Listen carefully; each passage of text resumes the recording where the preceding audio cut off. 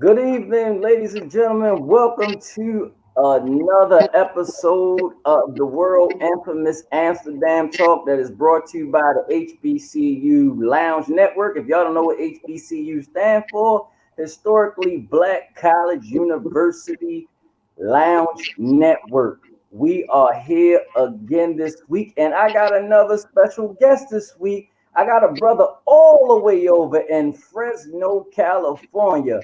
Jamarlin Lowe. How you doing, brother? Man, I'm great, man. Thank you for having me, brother. Oh, it's always, man. It's always, running your credentials down before we get started. Well, my first, I guess my first career was a music producer. I'm still currently a music producer, songwriter, artist, and now I'm a newly published author. Okay. Yeah. Newly published author. So, you say your first thing was a producer. So let the fans know, is there anything that you produced that we should be checking for right now or that Oh, we've yes. heard before?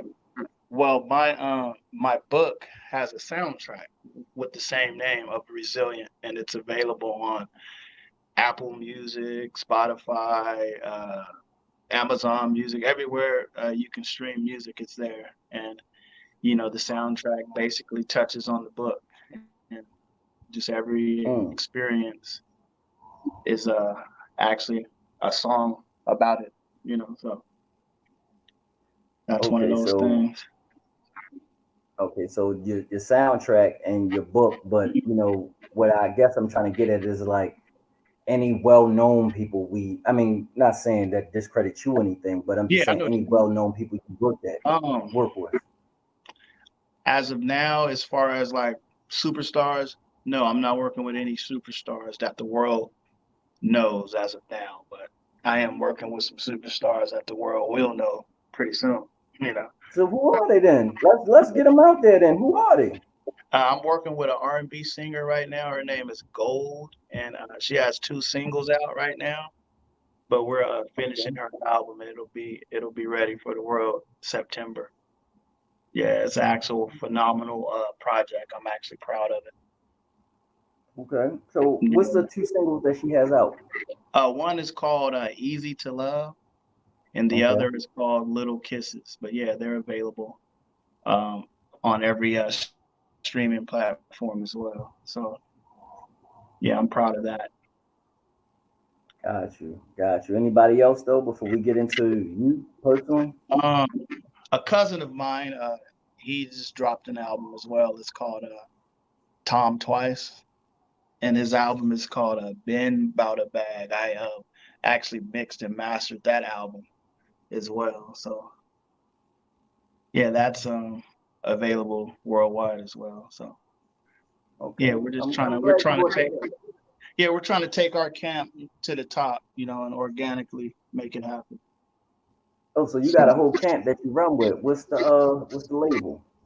well, just my production is J Lo Productions and J Lo Music. So Okay. whoever works with me, they'll have that signature sound. You know. Okay, I, I Yeah. I I got you. Before we get into you personally, I definitely got to get into your signature sound. So, what's the signature sound? What is it? 808s, hi hats? What is No, it? it's just music, man. Just music you can feel from, the melody to just just real music. It's not how else can I explain it? Just stuff you'll feel. So it's I not. mean, well, there's different ways you can explain it, but I Yeah. get what you just said. The music you can feel because when I feel the music, Hmm. I feel like when the artist giving me themselves, Hmm. I feel it. Like, yo, this is Yeah. what I've been through. This is what I've done. Don't Yeah. fabricate half of the shit that's on like radios today. Right. Right. Yeah. Like I'm a little older, so when Notorious B.I.G. dropped Juicy, I felt that like this is where I Hmm. come from, this is where I'm going. Right. Right. Hmm. I feel that like when Hove drops an album, I feel like this is where I've been at. Now I'm here. Hmm. you know, and Yeah. you know, I know this is gonna go a little off topic with it, but you know, like when he drops a new album, he talk about his Basquiat and the money he made, and people Hmm. get upset and be like, "Nah, I Yeah. ain't feeling that." I'm like, I can't have Hov 20 years in the game talking about reasonable doubt shit. Right. Right. I Right. know that's not you anymore. Same Yeah. He's as elevated. Jeezy. Yeah, like you said, you Hmm. elevate yourself. Like it's easy. I can't get TM 101, and what you Hmm. dropping now, you know, you elevate. Yeah. So, so Right. you know, so what is like? I guess I should ask, like, so when you mixing and mixing down the engineering in the booth, what Hmm. is it like? It's you just want to bring the true elements of the music to life. You want to have each instrument, each vocal have his own space within the song. So that's a passion of mine, just to make the music come alive, and that's what I do. And with my soundtrack to my book, the feeling that's captured in this music, like it wasn't about entertainment. It was just about me, getting my true passion out. So, from the instrumentation, the guitars, the bass, or whatnot, you feel the music, you feel the melody. It's like a perfect marriage, So you just have to hear it. You know what I mean? So when you hear it, Oh, you'll understand. You'll understand what I'm saying. You know. definitely. We definitely gonna hear it, and we definitely gonna Hmm. understand it by the time we leave this Hmm. situation between me and you, this whole Yeah. interview with you. So I Hmm. mean, I know. I mean, as far as what I got from Hmm. Miss V from Ask Hmm. a Black Woman, you know, she told me to call you because you were Yeah. actually part of the topic that we was trying to talk about. That you rose from suicide and depression Oh yeah. over to being resilient. Oh So yeah. like Hmm. let's get into back into your trauma when you were in these dark places. Like how did this happen? Like that you found yourself in this dark place. Well, for starters, man, anytime there's a death, in a person's family, and how you move past that, is very, very detrimental to your walk in life. So if you don't have a strong faith or a strong, family or community to hold you up, what do you do? So that's how depression set in for me. When I lost my brother at 16 years old, and my father was in jail, and my mom was suicidal, and I couldn't save her from herself. So it was just a strong, strong fight, man, to keep walking when everything around you is crumbling, So just the whole depression aspect of it is knowing something's wrong, but you can't identify it, and you need elders with a little more knowledge, or just a little more insight to sow into you. And when it doesn't happen, it's like, what do you do? You know? So that Right. was the story of my life, trying to cope and develop coping skills without even knowing what they were. You know what I mean? So it was just really, really difficult, but I'm a believer in God, and he guided me through, because I'm here today, and it's not by accident. So yeah, but just the whole depression thing, man. If you don't realize that something's wrong with you, or if you can't identify it, you'll go through your life feeling like something's wrong and you don't know how to fix it. And back then, I didn't know about therapy or anything. So, as an adult, now I know to get my mental health, straight. But then I didn't know therapy exists for us, you know? Right. Yeah. Right. Right. So I guess I should say, like, you know, you're going through everything, Hmm. and you're on the inside, but your friends on the outside, Hmm. like, did they recognize what was going on Well, see, inside of that's you? the thing. That's the thing. When you have trauma, setting in, your peers are normally not the ones who have the tools to lead you out of that dark place. they're the ones who notice that you're not acting the same. You're not doing the things you used to do. Say they're going out and you don't want to go. You're like, man, you always go out. But how do they speak to that? So it's just one of them things where I suppressed everything because I didn't know how to talk to my friends about, what was upsetting me or what's troubling. You know what I mean? Okay. And yeah, the worst of my depression was as an adult when I lost my mom, and I just had to really, really dig deep and look for that light at the end of the tunnel.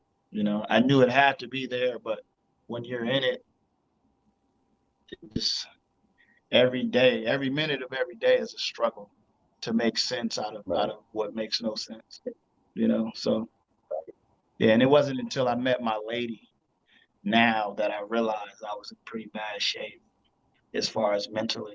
I was functioning and coping, but the things that make me who I am, I wasn't doing any of those things. Any of my hobbies, wasn't doing them.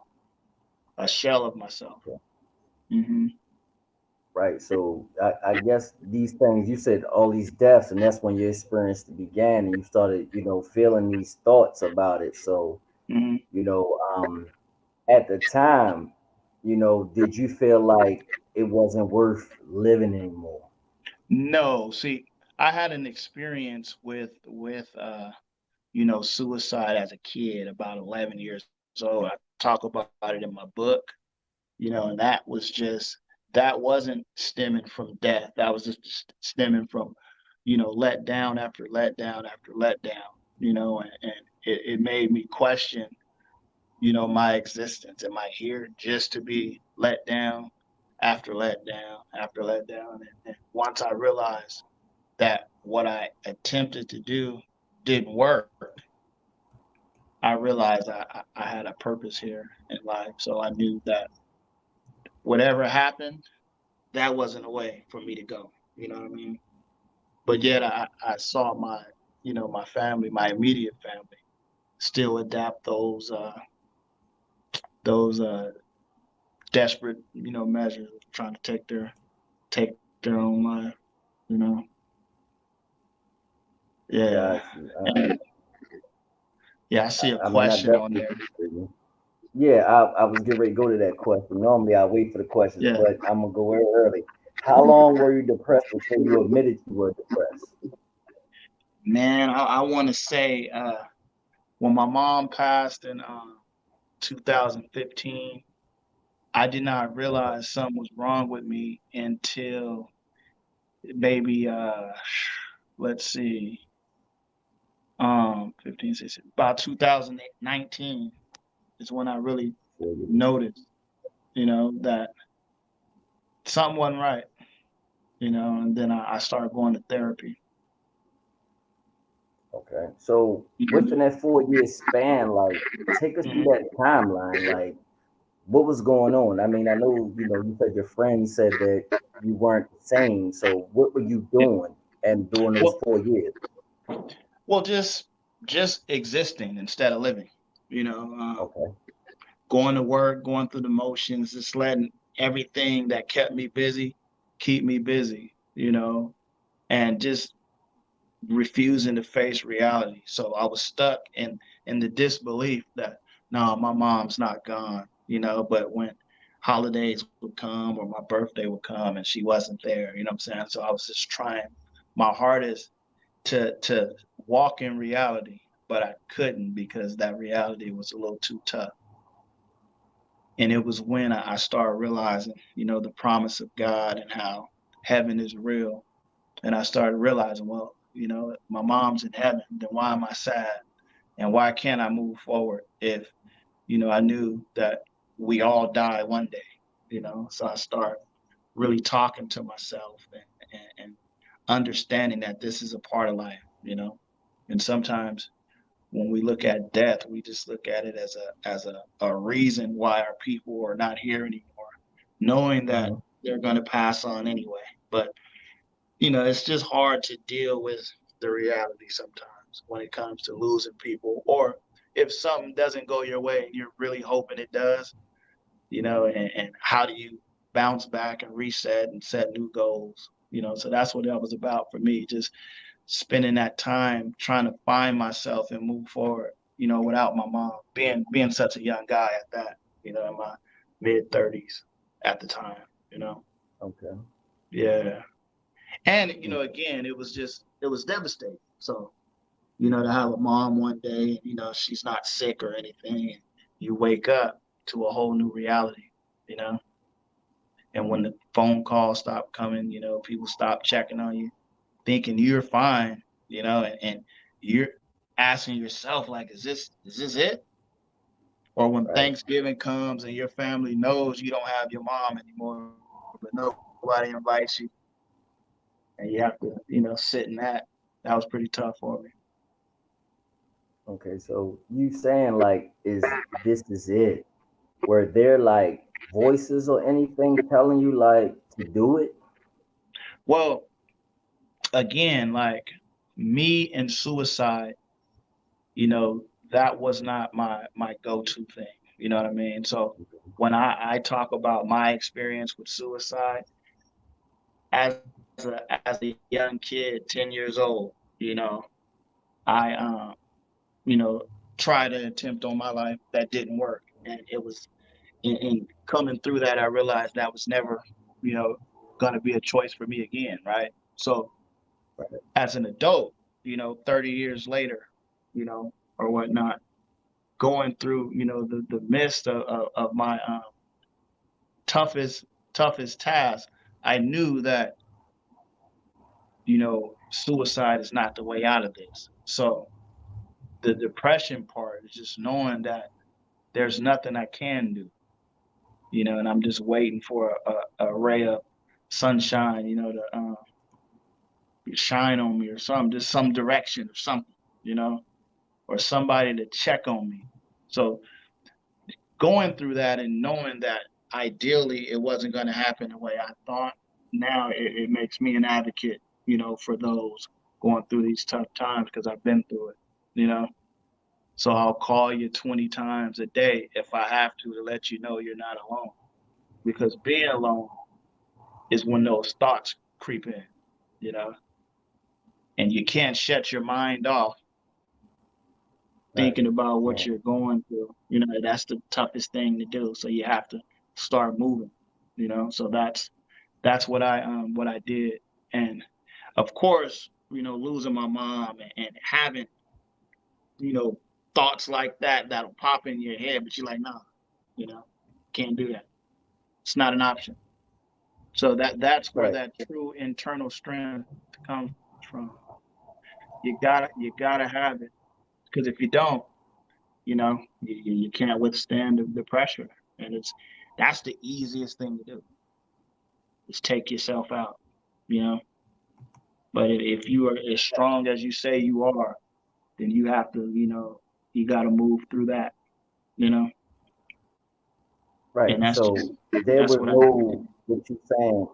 Yeah, I heard you, but what I'm getting is there was no permanent escape from life that you were thinking about at all. Like I just need to go and go. Maybe things will be different if I go. well see again, as a kid my thoughts were different, but as an adult I knew that you'll think every possible thought possible, but you can't react on that, you know. Have you ever said, man, I'm Hmm. gonna kill somebody, but knowing you're not gonna do it? You know what I'm saying? Right. So same thing, but it's just you have to know what your purpose is, even when things are scrambled or your heart is broken. You got I had children, so I couldn't leave them. So it wasn't an option for me. But, to see my mom so many times attempt to take her own life, that that played a part in my thought process as well, you know. Just having those type of actions introduced to me as a kid. That's how I became familiar with it. You know, Okay. So you had children. So when you had your children, I'm guessing they're in your 20s. and mom Oh is yeah, I was gone. 27 when I had my first child, you know, and my mom was still alive. Okay. Hmm. So when your first child and your mom was still alive, and Hmm. once mom is gone, it's like, was that part of your resilience to say, hey, I got a child to live for, or were you just in a dark place, like I just don't know what to do? Well, well, so when my mom passed, I I just had to dig deep, man, and move past it. Period. And that's another, testimony of being resilient, because the story of my mom and I is a very rocky one. You know, my mom was Okay. a drug addict, my whole life. And when Okay. I got married in 2005, and I told her I'm not going to take my children around a crackhead, she Okay. I'm not saying it's because of that, but she happened to start getting her life together, and by the time You my, just my didn't want to expose your children to no, things they shouldn't have I was seen. not going to do that. I didn't care how she Right. felt or what, I and get that. You didn't want to Mhm. expose to something that they wasn't supposed to see. I get Yeah, that. yeah, but she actually cleaned her life up, So when my second child was born in 2012, I had a fully sober mom, you know, and she was an awesome grandmother. And one day, August 18th in 2015, she just didn't wake up one day, and I never anticipated that, never thought that would happen. I was 34 and she was 54, you know what I mean? And She mom died just young. didn't wake up. She just didn't wake up one day. And I was called to the scene, and as they were using the paddles on her, the defibrillator, Right. they turned around and told me sorry. You know what I mean?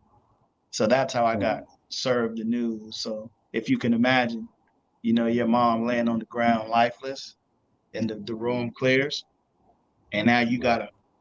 you gotta know what to do, next, Right. and your whole reality just took a hit.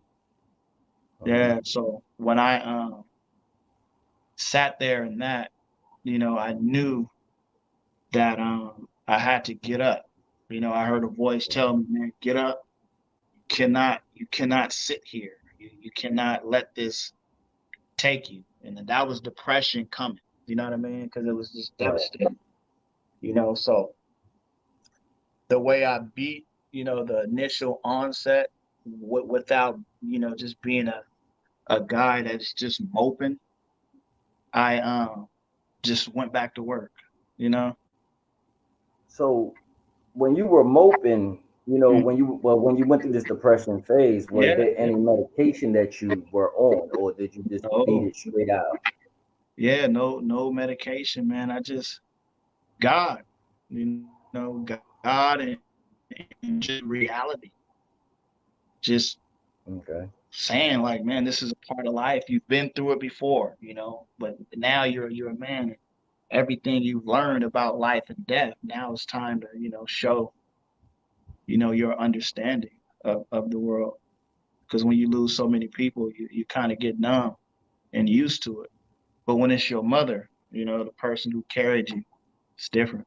Right. You know, it's really different. And this is the crazy thing that you're on, Jamal, and I had a conversation the other day with a Mhm. friend of mine, and we were talking about parents, and a parent died at a young age, so it was like I didn't understand. But Mhm. when her other parent died as an adult, and she kind of understood, is like, as you a child, you don't Mhm. understand, how a person lives. And what he Mhm. said, and to quote her, she was like, I didn't understand my father's bullshit when I Yeah. was young, but Right. as I got older, I understood what he was doing, Mhm. and it was like, nah, this is not the thing, Yeah. because when you leave as a young child, you don't understand the true thing of death. Mm-mm. And now you become older, Yeah. you understand, like, this person was living this way, this person is Yeah, living that way, and the only thing we are promised in life is life, death, and taxes. basically. Mm. That's the only thing. So what somebody just said something said birthday when she was finally getting back on the path. And V, that is normally what happens when people are getting back on the life and on their path. Mhm. It's normally you go. And I don't understand it, and I don't question God at all Yeah, at all at any given point in time. But yeah, when you're doing so much wrong, it's like, all right, you're here. But when you get right, it's like, okay, I gotta call you home. right. And Yeah, see, I understood that as being her fulfilling her purpose. You know what I mean? Because as a drug addict, she would only go so far, like below, or she would hit her rock bottom.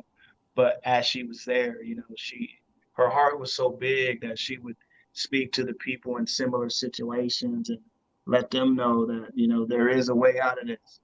So at her funeral, I was able to see so many lives that she touched because she actually turned into a sponsor, like a drug counselor. Because again, like her being on drugs dang near 40 years, that was a heck of a journey of hers to actually defeat drugs, which were my wildest dreams and my only dreams as a kid is seeing a sober mom. I got to see that, you know what I mean? So yeah, I knew her purpose was served when she just didn't wake up one day, and that's how I was able to see my way out of it. Instead of looking at it as a tragedy, I started looking at it right, as a promotion for her, you know. right, But right. I got it that. wasn't So until I it wasn't until I got my mind right and was able to look at it from that perspective that I found peace and was able to get on that road to healing and recovery. You know. right, and Yeah. that is wholly great. Hmm. That is great that you here now, that you talking to me, that you got a book, that you're doing music. I'm hoping to say, hey, I was the first person to interview Jamarlin, when he was just doing music with his cousins and a couple Yeah. people in Fresno area, Yeah. and that you blow and be a super producer as the Hmm. Kanye's, the Pharrell's, the Dr. Dre's of the world. Hmm. And we all, go in these dark places. Is just, Hmm. that you stated when you were depressed. So, and Yeah. you said you weren't doing what you normally do. You wasn't hanging out, anything like that. So, like, did you? Because where you at now was like, was your music even showing that you were depressed? You were doing music still, right? No, that's the thing. I wasn't taking calls. I just didn't have. I didn't have. I wasn't firing on all cylinders. So that's the first step when you know something's wrong with me. I don't want to do anything extra. I don't feel Okay. like doing anything. You know, and what's wrong with you? Was the questions I would be asked, and I'm like, man, you lose your mama. You tell me how. And I I realized I don't was. know. I have my mom, so I really don't know what to tell you Mhm. on that. Yeah, But I can give you yeah. something after you finish your comments. After you finish your comment. Mhm. No, that was it. I was done on that one. No, I mean, it's not as close as losing my mom's. I lost my aunt, and my aunt was like the best thing to slice bread to me. Yeah. And I mean, like when she was pregnant, her daughter is like my sister. I slept on her stomach, Hmm. and she was out there, like you said, your mom's out there. She was out there doing what she was doing, and my aunt did everything for me. And it wasn't much. It wasn't about money. She took me Yeah. where I need to be at. She covered for me when I was out here doing crazy shit. Yeah. That That's was my important. aunt. Yeah, her name was Kim. Hmm. When I got locked up and I called her and I said, "Yo, I'm locked up." She was like, "You're lying. Stop fucking playing with Yeah. me, boy." I said, "No, Yeah. I really am." Like, you didn't hear the damn dial tone you didn't hear the speaker when you Yeah. answered the phone. But when she passed, when I found out she was bad, I was in Mhm. Orlando. 2008, I was in Orlando. And I asked God, I said, listen, she's on her deathbed. This is it. Just let her be able to see me one time when I get home. And Yeah. I changed my flight. I flew home really quick, and I got to the room. Visiting hours over. They let me come see her, and I spoke to her. I said what I had to say, and when I left, I felt something, and I Mm. went home, and I laid down, and I didn't get to go to sleep. This was 3:30 in the morning, and I heard knock at the front door. It's my grandmother, her mother, and I'm like, Mm-hmm. I already know what this is. Yeah. So I get when you lose a person dear to you, not a person that carried me, but I Yeah. felt like she carried. Yeah. Yeah. Yeah. Right. Yeah. I So, mean, you grief is know, grief. Grief is grief. right. And Mm. the one thing I understood after that, because the crazy part is she was buried, we buried her on my 28th birthday, and Oh that was man. 11 years ago. We buried on my birthday. And I walked around sad, and everybody said, listen, she wouldn't want you to be like that. So I kind of Yeah. took to the New Orleans vibes and said, hey, Mhm. we cry at birth, but I mean, we laugh at birth and we cry at death. But in Mhm. New Orleans, we laugh at birth and we celebrate at death, Yeah. and which I celebrated that day. Mhm. So That's good. it just comes to show, like you said, you found your mixture, I found my mixture at a point in time. Mhm. So I mean, I know what I did, but through your escapades, you said you didn't do no music, you shut down completely. Like, was there any dating in this process? I was married at the time. So when Yeah. you were married, how did that work out? It didn't. So, just realizing that I felt so alone, even though I Right. had a wife and kids and stuff, that was another reason that I knew something was wrong with me.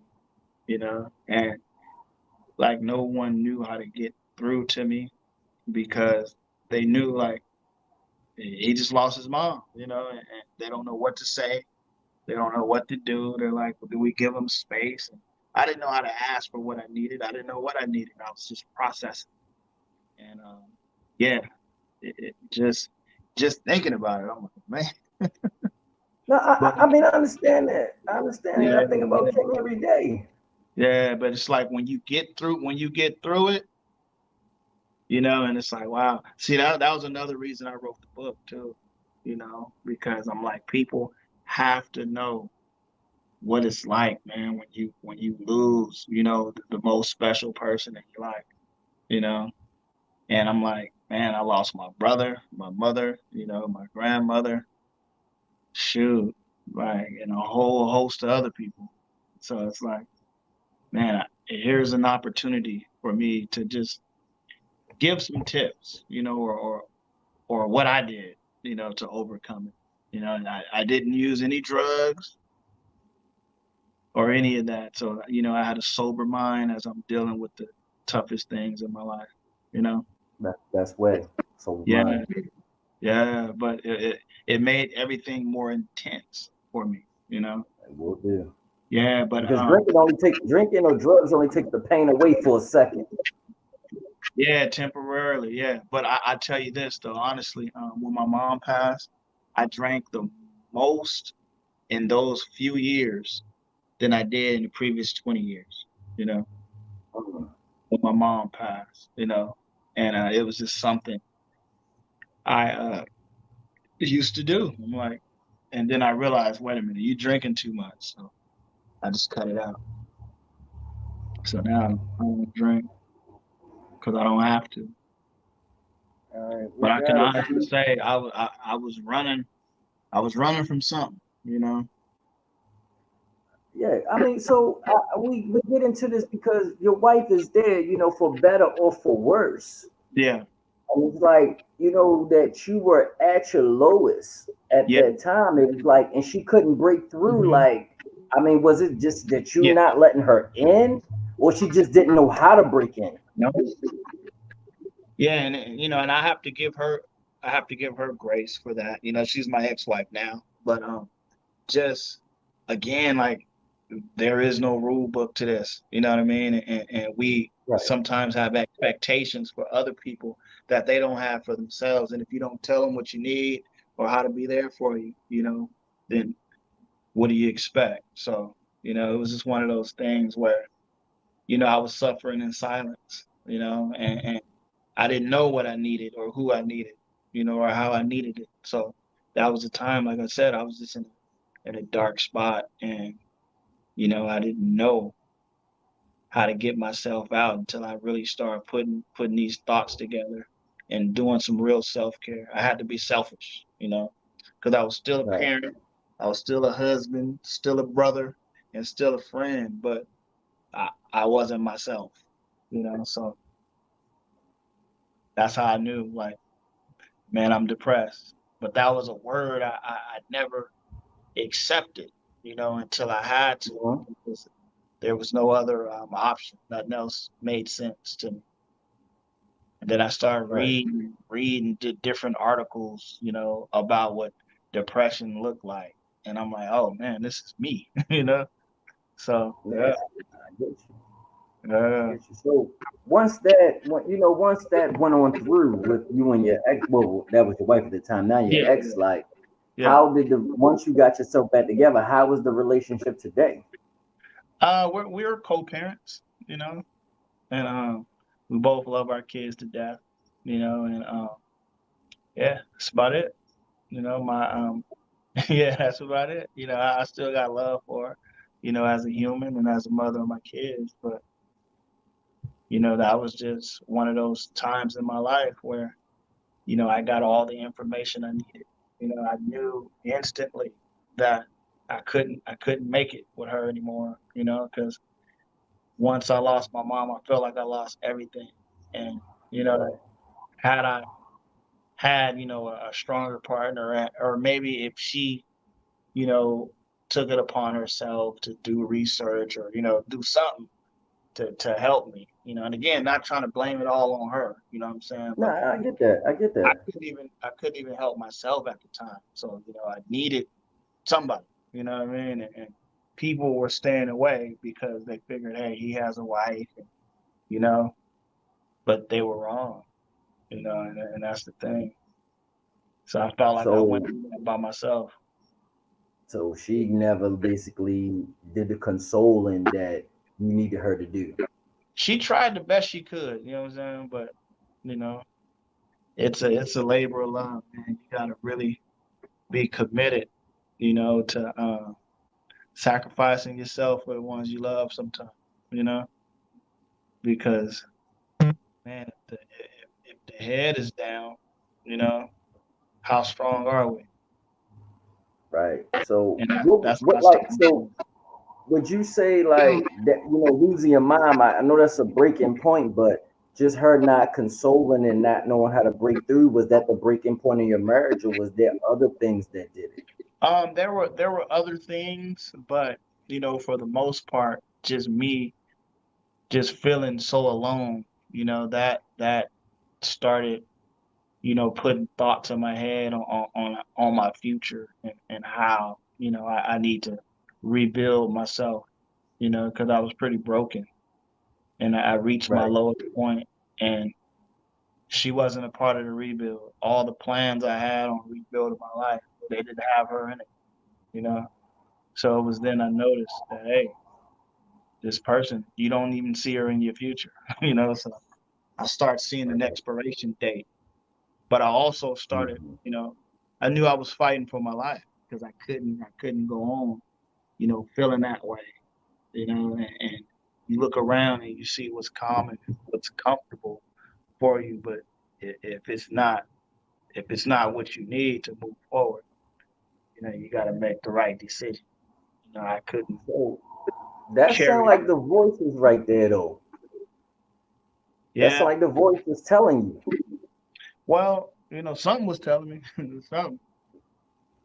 I mean, I'm not trying to downplay her at all because I don't know the woman, and that's one thing I Yeah, don't yeah, do. I don't talk about nobody I know, but yeah, what you stated yeah. to me is kind of something I always tell myself: Mhm. rebuild, reconstruct, redesign.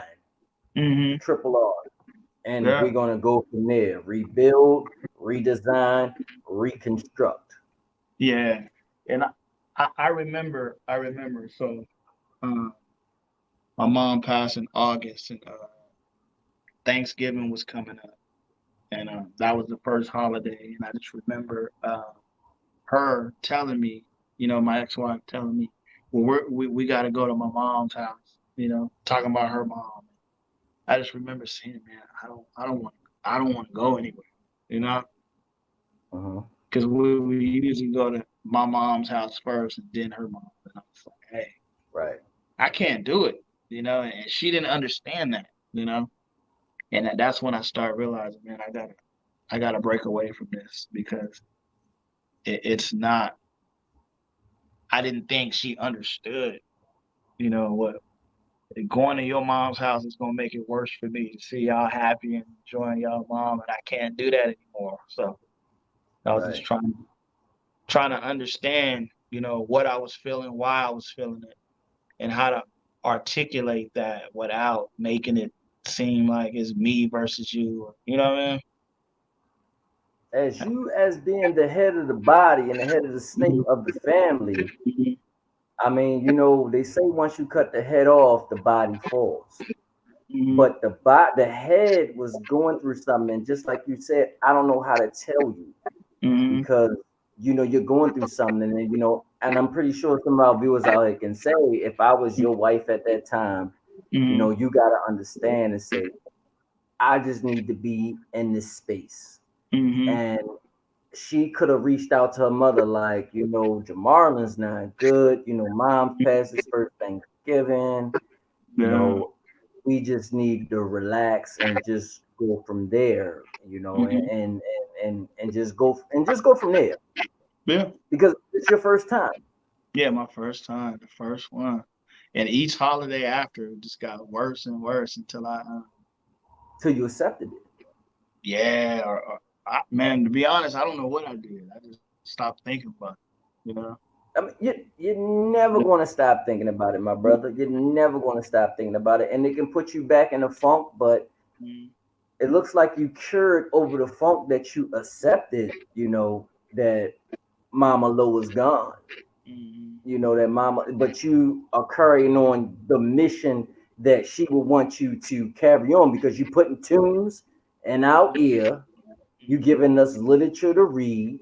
You talking to Hmm. me and giving somebody out there that may feel the same way that you felt, that don't know Hmm. how to deal with losing a parent or going through a marriage and not knowing Hmm. how your spouse supposed to acclimate to your system. I mean, Yeah. acclimate to what's going on with you. Right. So you did no medicine. No. You did no hospital. You did no psychiatric wards. This Nope. was all from the man above Hmm. that walked us through this with you. Hmm. So Yeah. when you first felt that feeling that you were at peace with everything, how Yeah. was that first day? Man. It was just a liberating feeling because before I couldn't look up to the sky without crying, just feeling sadness, you know. And I had to just gather the facts. If my mom was a believer, and regardless how many times she fell down, she kept getting back up. And I'm like, man, she has to be in heaven. Like I've seen her get baptized, and I know she's a God fearing woman, and she has to be in heaven because heaven is real. So I started looking at it like that. And, we didn't get a chance to say a proper farewell or anything. So I knew in my heart that she couldn't just leave me like this. You know what I mean? So then I Mhm. let my mind be open to the opportunity of what if she wanted to come back and visit me in any kind of form? Like, don't be afraid. Just be open and receptive to whatever it is that would come. You have to read the book to see what happened, to how I found my Oh, ultimate peace. Yeah, we're gonna read the book. We yeah, definitely gonna read the book, brother. But yeah. I just saw some comments come up. Yeah. And I'm going to ask you that, but I'm going to get my piece on that. And I'm going to get a little vulgar. Just saying get over it is the worst shit ever because Oh, man. you don't know what the fuck is going on in my mind and my body. Yeah, yeah. Well, you know, if a person can tell you that, that person don't love you, and that Right. person basically dead in the inside. You know what I'm saying? Like these feelings, Mm-hmm. different emotions we go through in life. That's the texture in life. You know, that lets you know you're alive. If you don't feel, then you a heartless person. You know what I mean? You can take a baby bottle and throw it in the trash and not care. You know? Yeah. Right. So yeah, though, and again, you know, people who would say something like that, either they're bitter as hell or they ain't your loved ones. You know, and they Right. might Right. they might get all that frustration you got too. You know what I'm saying? Right. I mean, but Yeah, that's the thing, when you had your situation going on and I had my situation going on by my aunt, my outlet was yeah, just to say, hey, listen, I know how she would want me to live, and that hmm, was my situation. Just like I yeah, know how Kimberly Carter would want me to live. right, After doing what I did for a couple weeks and just yeah, like, this was never her. hmm. Let me live it out, you know. So, did you live what Mama Lowe wanted you to live out? You know what, man? Every day I'm making her proud. You know, and before she left, um, she was very, very proud of me. She saw me do an album and go on tour and go. You know, I went to the White House, and just all kind of different Which places. president? Which president? It was this was in 14, so it was Obama. It's Yeah, I didn't Obama, get then, baby. yeah, I didn't get to It's meet him. Obama. Didn't get to meet him or nothing, but hey, I went. You know, I went. Got you. Yeah, yeah. So Got you. my mom was proud of me, man. She was selling my shirts I had, and Hmm. just calling me. She was like, "Son, I met this guy from BET. You know, I'm gonna send him your stuff." I was like, "Look at my mom," you know. Well, she So proud I of her knew son, I man. knew she was proud of me. So you know, each day, you know, I carry my strength and her strength and my brother's strength. That's what I That's was why gonna say. I mean, I can't fail. You know, I can't yeah, fail. And you got I Mama didn't lose. Lowe, you got Brother Yeah, Lowe, you got Grandma yeah, Lowe. yeah. Yeah. So They all that on your back right now. yeah, yeah, and that's a better way for people to understand. You know, me now. Like I'm not by myself. You know what I mean?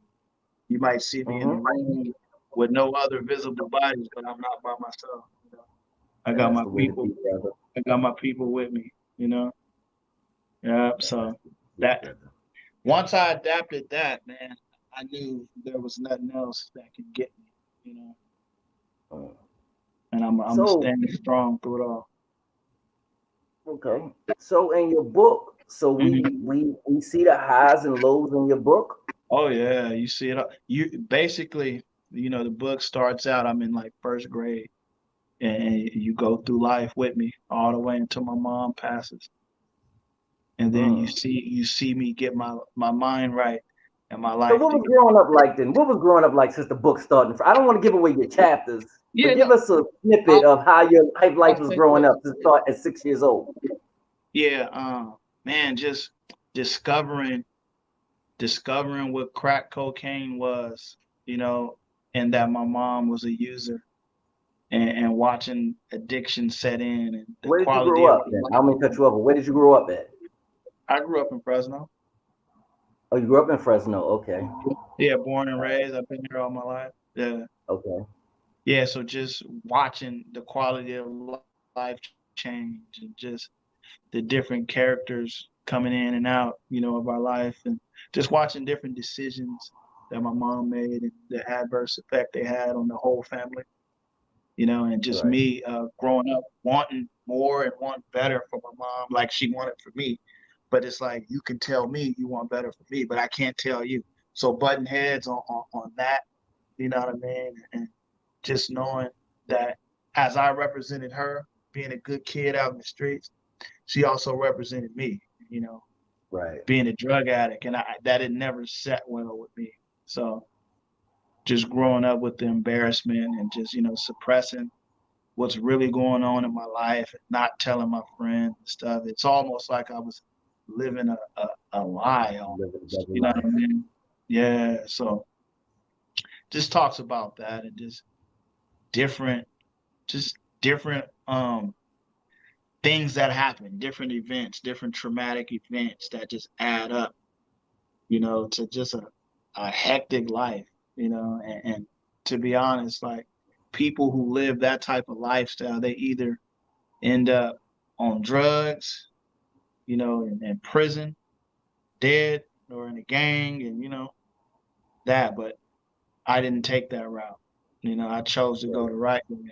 You know what I mean? As tough as it was, though, I could have easily took some shortcuts, but I didn't. You know? There's no shortcuts in life, brother. Yeah. There's no shortcuts in life. Everything happens for a reason, and I'm That's glad, right. Mom. I mean, I'm just saying, your inspiration is with Mama Lowe, Brother Lowe, Mm-hmm. and Grandma Lowe. That, like you said, when you walk in the Mm-hmm. room, it's just me, but I got three other people right here I'm Mm-hmm. representing for. You got five total. 'Cause you said you got two kids, Yeah. so you representing for them, and that's your legacy right there. To Yeah. carry on what your mama, your grandmother, and your brother, they want you to do. So you here making this dope music, Yeah. producing. Like I said, I don't, I'm gonna hear one of your songs one day because I definitely believe in you, brother. You gonna look it up? You gonna look it up or you gonna know? Oh, we always look it up. Anybody that comes on Yeah. Amsterdam Talk, we buy books, we buy shirts, we listen to Yeah. songs. You're not just doing this shit for free. Yeah. We gonna get you some viewership. Right. I actually used to produce Yvonne too. Yeah.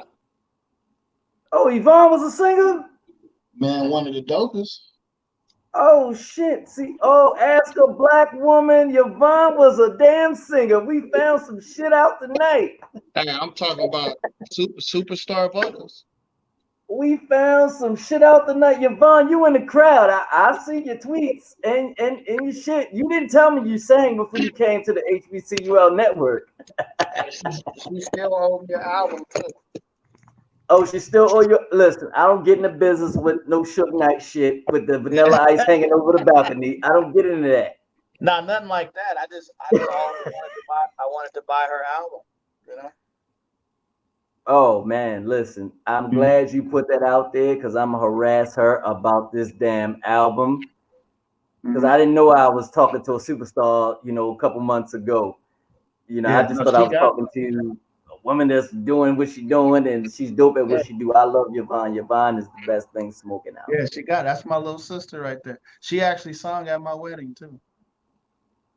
Oh, okay. She didn't She tell was me that. actually in. Well, I She was wouldn't in my know. wedding. She was in my wedding. Nah, I wouldn't know that either. Yeah, she's a But bridesmaid. check this out. We're gonna get with your information in a minute, but Jamarlin, I Mm-hmm. didn't know if Yvonne told you. You didn't Mm-hmm. reach the part of the show where it's called I'll Be Damned. Mm-hmm. I'll Be Damned is a segment that I do on my show where dating goes left. Mm-hmm. And you gonna give us what you could have did to correct the situation. This is Mm-hmm. a 7-minute segment, Okay. and I'm getting ready to put it on if this damn mouse work right about now. Just let me know if you can hear it. Uh where'd it go at? I need the was it Chrome tab or Windows? Hold up, I think it's yeah, there we go. Chrome Yeah, you tabs. said you old too. I did the math, man. You're not older than me. I'm good, man. Don't worry about my math. Y'all know what time it is. Let's get to Okay, I it. hear it. Can you see it? So this I week can't we see it, coming but I can all hear the it. way from shit. Where the hell we coming You from? can't I see know it, but you can hear Travis it. away, Yeah, I but can hear it. I think this we're coming from. Oh, you said you can hear it, but you can't see it. Yeah, I can hear it, but I can't see it. All right, let me stop screen.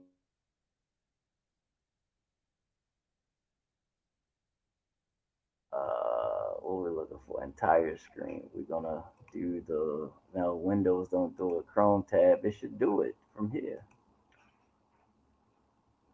and share the audio. It should do it from here.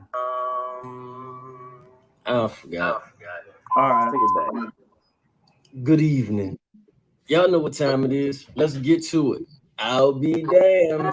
So this week we coming all the way from shit. Where the hell we coming from? I know we traveling somewhere, but I think this we're coming from. I forgot. I had to check in later on before we go. But anyway, so I met this guy on a dating app. The world loves dating apps. That is the newfound thing. So I met this guy on a dating app. We went out and he seemed like everything I possibly could hope for. I like that he seemed goal oriented. Can't hear you. I know. I know that was last week's. I had to stop it. Because that was last week's. Okay. I had to remember that was last week. Somebody told me that was last week. I can't run this one because it should have been about the pregnancy story. Mm-hmm. Oh, was that about the pregnancy story? Maybe we don't have an I be damn this week because I can't find half of them shit. Well, just ask me the question. Nah, it's not about asking a question. It's basically about A scenario. A scenario that happened and shit just goes left at the end of the day. But at the end of the day, I always got something else up my sleeve because this won't be a I be damn moment. This will be about taking care of your guys. Let me just share it because I couldn't find an I be damn for this weekend. For this week. We just gonna share about how taking care of your fellas happen. Ladies, if you out there watching, listen. Take the time out to unlearn the fact that a man has always got to be held at such a high standard. He's always got to be the one to check on everybody else, but who gonna check on you? As your woman, that's my job. That's one thing my man ain't never got to worry about. Baby, how was your day? We don't want to talk about me. We're not going to talk about me. How was your day? How you feeling today? How your mental? How was your spiritual? Like, are you good? You know what I'm saying? Is something bothering you? Okay, cool, baby. Go on in there and take you a shower, cleanse yourself. Come out. I got you. I'm going to rub your feet, give you a massage, whatever it is you need. But I need you to relax. Today is about you. And it ain't just going to be no special day, no holiday. I need my man to know that I'm a safe place. I am a place where you can come lay all your burdens down. I want you to exude some vulnerability with me. I need you to show me that you my gentle giant. Yeah, your boys, they ain't got to know all this because it ain't nobody's business but mine and yours. But baby, I need you to know that I got you. So if you got to, rest your head up in my bosom and talk to me. Do you understand? Me and God too. Wow.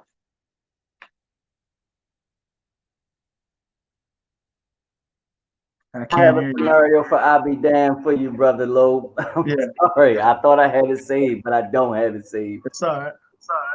So definitely tell us where you're at. How can we reach you? Where can we hear your music at? Where can we get the book at? Let us know all of that. Yeah, you can go to www.jlowemusic.com and my book and my music, everything's there. That's my website. Or you can look me up on Facebook, Jamarlin Lowe on Facebook, or on Instagram at JLowe Music, and all the information is there. The book is on Amazon and Barnes and Nobles. Resilient by Jamarlin Lowe. Or you can just type JLowe in the music browser and see what comes up. But I'm everywhere right now. It sounds like V wants to do a duet. Oh Miss V want to do a duet. A duet with who? With you, not me. Shit, I can't sing. Ooh, I can't sing. Yeah, I can't sing either. But I write songs though. But you give me 10 years ago, on them corners, I was a beast. Dealing with the freestyle shit. I don't do that no more. That's past that. I'm old now. I'm old. Yeah. But definitely thank you for coming through, my brother. And you're always welcome back. All right. and we definitely gonna check for you, on all your, all your things that you're doing, from your Appreciate it. music to your books. We definitely Mhm. gonna look for you, because one thing I can always say, I love support. I love to support my own people. Right. Appreciate I it. love it.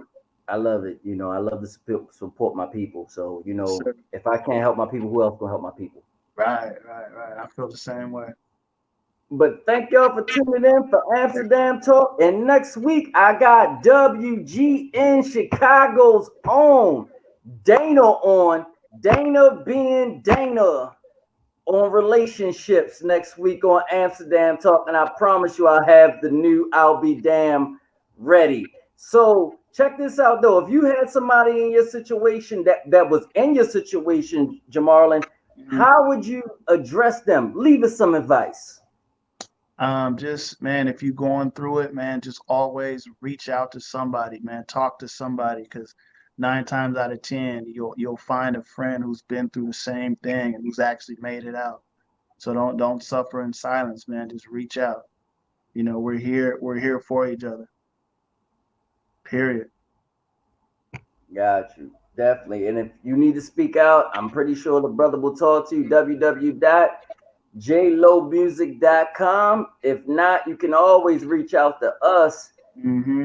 at the HBCUL Lounge Network. Find us on Facebook, HBCU Singles Lounge. Um, or you can even talk to Miss Yvonne, who held a secret talent over at Ask a Black Woman. But Yeah. I'll definitely be back September 1st with WGN Chicago's own network, Dana being Dana. Next week. Oh, and I forgot about you can reach out to Bill and Lyndon and Eugene for the Locker Room Chronicles that appears on Tuesday. I think I got the date right. Tuesday. They appears on every 2 weeks, and the first and the third Tuesday every month. I think I got all that shit right. It's so much shit that be going on. It's crazy, but I'm just happy for you to be here, brother. That you didn't go the opposite way, and Oh, that we are good, and that we're talking to you today, brother. And we definitely gonna tune into your music. thank you. Thank you. And y'all know what I say all the time: redesign, rebuild, reconstruct. And I see you next week with WGN's own Dana being Dana. This is Amsterdam Talk with Rod. Thank you, Jamarlin. All right. We'll see you next week. Same time, same place, 9 p.m. Thank you. All right.